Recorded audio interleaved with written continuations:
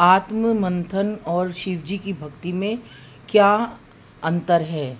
जब हम शिव जी की भक्ति करते हैं तो हमारी जो आत्मा है वो शिव जी से जुड़ जाती है।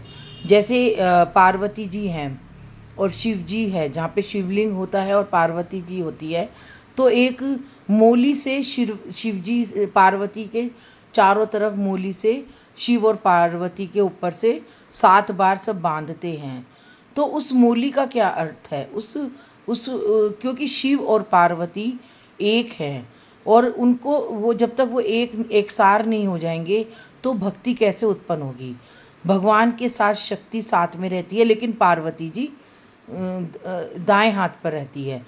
तो पार्वती जी और शिव जी को एक दोनों का आशीर्वाद करने के लिए हम सब लोग शिव जी और पार्वती के चारों तरफ नाल के धागे से चढ़ाते हैं। तो इसका भी एक अपना अलग महत्व है, क्योंकि जो पार्वती जी है उनसे हमको अपने सुहाग का आशीर्वाद मिलता है और हमारे घर में सुख शांति रहे, लक्ष्मी जी रहे और हमारे घर में सुख समृद्धि रहे। तो इसका आशीर्वाद हमें पार्वती जी की पूजा करने से मिलता है। और ये जो नाल का है महत्व, ये भी एक बहुत बड़ा महत्व है शिव और पार्वती जी की पूजा में। क्योंकि जो हम पूजा पाठ करते हैं, किसी भी भगवान की स्तुति करते हैं, वैसे कहते हैं कि भावों से ही भगवान को ध्याओ, भावों से ही ये सब करो, लेकिन कई चीज़ें ऐसी हैं कि वो हमें एक आत्म संतुष्टि देती हैं, आत्म मंथन कराती है और हमारे अंदर एक वाइब्रेशन देती हैं ताकि हम उसको कर सकें। कई बार हम पूजा करने जाते हैं, अगर हमारी तरफ नेगेटिव होती है, नकारात्मकता होती है, तो वो नकारात्मकता हमारी भक्ति में आड़े आती है, हमारे पूजा करने में आड़े आती है और हमें उस पूजा को करने से रोकती है। लेकिन अगर हमने ठान लिया मन में कि हमें पूजा करनी है, हमें जाना है मंदिर में, या हमें कोई भी कार्य धार्मिक के उससे करना है, तो हमें करना चाहिए। उस नेगेटिविटी को दूर भगाकर, ना कि उससे डर कर हमें पीछे हटना चाहिए। हमें उसको पीछे कर कर आगे बढ़ना चाहिए, ना कि उससे डर कर। हमें अपना जीवन हमेशा संयम से जीना चाहिए, सुदृढ़ बनकर जीना चाहिए, तेज बनकर जीना चाहिए और एक तपस्वी की तरह जीना चाहिए, मोक्ष की जिससे प्राप्ति होए। क्योंकि आज हम एक घरेलू जीवन में रहते हैं और घरेलू जीवन में रह के हमारे ऊपर 10 तरीके की परेशानियाँ आती है, कठिन परिस्थितियों का हमें सामना करना पड़ता है। कभी सुख आते हैं, कभी दुख आते हैं, कभी ऊंच आती है, कभी नीच आती है। तो हमें घबराना नहीं चाहिए उन परिस्थितियों से। जो हमारे अंदर नेगेटिविटी फैला रहा होता है, जो हमारे परिवार में उसको दूर कर देना चाहिए। अगर हम उसको दूर ही नहीं करेंगे, उसको पावर देते रहेंगे, तो उसकी पावर बढ़ती चली जाएगी और हम दबते चले जाएंगे। चाहे वो कोई भी बात हो, चाहे वो कोई हमारा वर्कर हो या कोई हमारा कोई भी हो, हमें लगे कि उससे हमें नेगेटिविटी मिल रही है, तो हमें उस नेगेटिविटी को अपने दूर करना है। अगर हम उस नेगेटिविटी को दूर नहीं करेंगे तो हमारी जो पावर है वो ही लेता चला जाएगा और हम उसकी पावर में दबते चले जाएंगे। फिर अगर हमने उस नेगेटिविटी का सामना नहीं किया, तो हमारे अंदर जो पॉजिटिविटी है वो पॉजिटिविटी नीचे बैठती जाएगी और नेगेटिविटी ऊपर जाती रहेगी।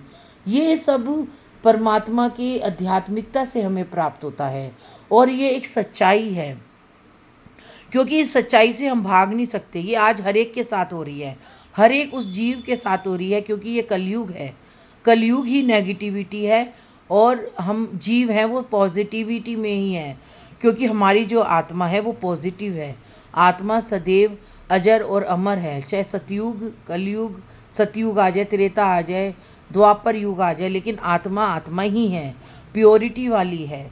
हमारे शरीर बदलते हैं, हमारा शरीर बदला जाता है, ना कि हमारी आत्मा बदली जाती है। आत्मा तो अभी भी सुदृढ़ है, अजर है, अमर है, क्योंकि आत्मा कभी मरती नहीं है।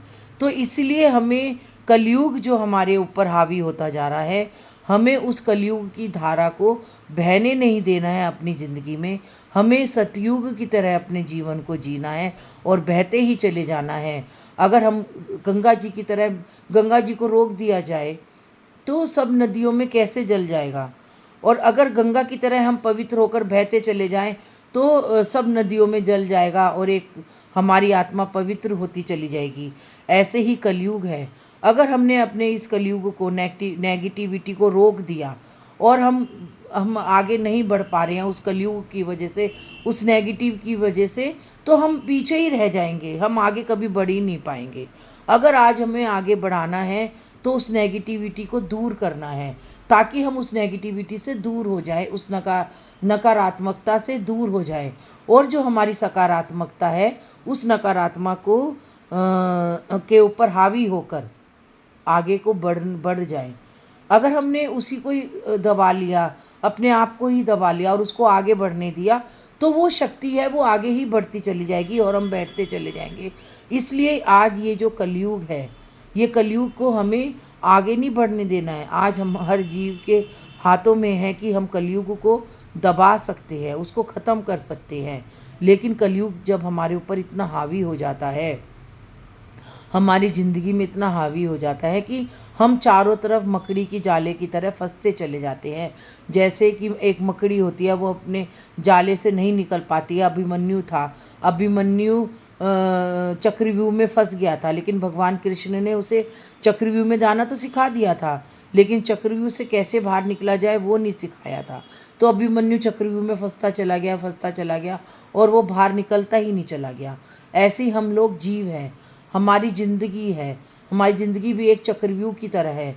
अगर हमारी ज़िंदगी में कोई नेगेटिविटी आती है या कोई गलत चीज़ आती है या कोई गलत प्रभाव पड़ रहा है, तो अगर हम उसके अंदर फंस गए तो हम फंसते चले जाएंगे। और अगर हमने अपने आप को उसको निकाल लिया तो हम निकल जाएंगे, नहीं तो हम उस चक्रव्यूह में फंसते ही चले जाएंगे। तो हमें उस चक्रव्यूह से के अंदर जाने के लिए भी बचाना है और अपने उस चक्रव्यूह से बाहर निकलने के लिए भी अपनाना है। क्योंकि जब परमात्मा ने अभिमन्यु को नहीं निकाल पाया तो हम जीव को कैसे निकालेगा उस चक्रव्यूह से। तो हमें उस चक्रव्यूह से अपने आप को बचाकर, अपने आप को निकाल कर, अपने आप को सुदृढ़ बनाकर आगे बढ़ना है, ताकि हम अपनी ज़िंदगी को सही राह पर ले चलें। क्योंकि हमारे चारों तरफ जो नेगेटिविटी ही ज़्यादा फैलती जा रही है, पॉजिटिविटी कम मिल रही है। क्योंकि जो पूरा जो वातावरण है वह अशुद्ध होता जा रहा है, शुद्ध वातावरण हमें कम मिल रहा है। तो हमें चारों तरफ से नेगेटिविटी ही मिलेगी। पॉजिटिविटी हमें उस शख्स से मिलती है जिसके अंदर एक पॉजिटिविटी मिलती है, और जो शख्स नेगेटिविटी में रहता है तो उसके अंदर से हमें नेगेटिविटी का ही प्रभाव मिलता है। इसलिए हमको अपने आप को सुदृढ़ बनाना है, अपने आप को पॉजिटिव में रखना है, अपने आप को दुनिया के झमेलों से बचाना है, चारों तरफ जो कलयुग चल रहा है उससे बचाना है। तभी हम जीव आगे बढ़ सकते हैं। ये मैं नहीं कह रही हूँ, ये भागवत जी कह रही है। आज जो ये जीवन है ये भागवत जी का ज्ञान है, ये शिव की भक्ति का ज्ञान है। रुद्राभिषेक करने से जो हमें प्राप्त हुआ है वो उसका ज्ञान है। जब हम शिव की भक्ति करते हैं, भगवान ब्रह्मा जी की भक्ति करते हैं, विष्णु जी की भक्ति करते हैं, शिव, ब्रह्मा और विष्णु की भक्ति करने से हमें एक ही चीज़ प्राप्त होती है, मोक्ष की प्राप्ति।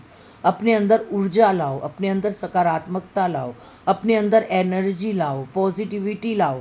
ये हमें शिव की भक्ति सिखाती है, तपस्या के द्वारा जैसे भी लाओ, अपने अंदर पॉजिटिविटी लाओ। कृष्ण की भक्ति हमें आध्यात्मिकता की तरफ ले जाती है, राधा जी की भक्ति हमें आध्यात्मिकता की तरफ ले जाती है, कि हमें कैसे आध्यात्मिकता में जाना है, कैसे अपने आप को पॉजिटिव बनाना है।